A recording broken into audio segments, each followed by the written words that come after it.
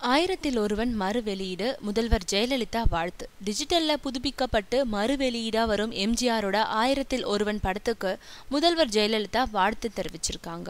49 ஆண்டுகளுக்கு முன்னாடி மக்கள் திலகம் எம்ஜிஆரும் இன்றைய முதல்வர் ஜெயலலிதாவும் இணைஞ்சு நடிச்ச படம் ஆயிரத்தில் ஒருவன்.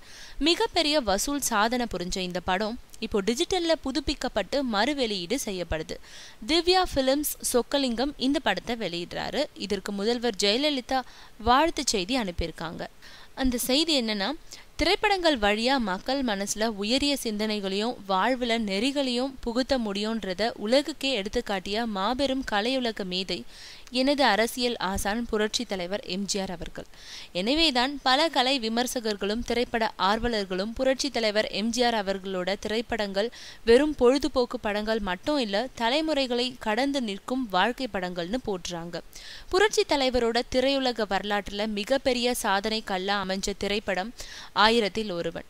அடிமைப்பட்டு கிடந்த மக்கள் தங்களை விடுதலை வீரர்களா மாற்றிக்கொள்கின்ற சம்பவங்கள் உலகோட பல படங்கள்ல நிகழ்ந்திருக்கு.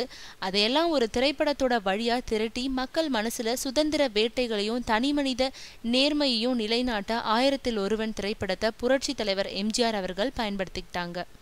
அந்த மாபெரும் வெற்றி படத்துல நான் முதலா புரட்சி தலைவரோட இணைஞ்சு நடிக்கிற நல் வாய்ப்பினை பெற்றேன். ஆயிரத்தில் ஒருவன் வெற்றி திரைப்படத்தை புதுப்பிச்சு 14/3/2014 முதல் தமிழ்நாட்டில் உள்ள திரையரங்குகளை மறு வெளியீடு செய்ய தாங்க ஏற்பாடு செய்திருக்கிறத அறிஞ்ச மிக்க மகிழ்ச்சி. தங்களோட இந்த முயற்சிக்கு என்னோட இதயமார்ந்த பாராட்டுக்களை தெரிவித்துக் கொள்வதோட தங்களோட இந்த பயணம் தொடர என்னோட நல்வாழ்த்துக்கள்னு முதல்வர் செய்தியில குறிப்பிட்டிருக்காங்க.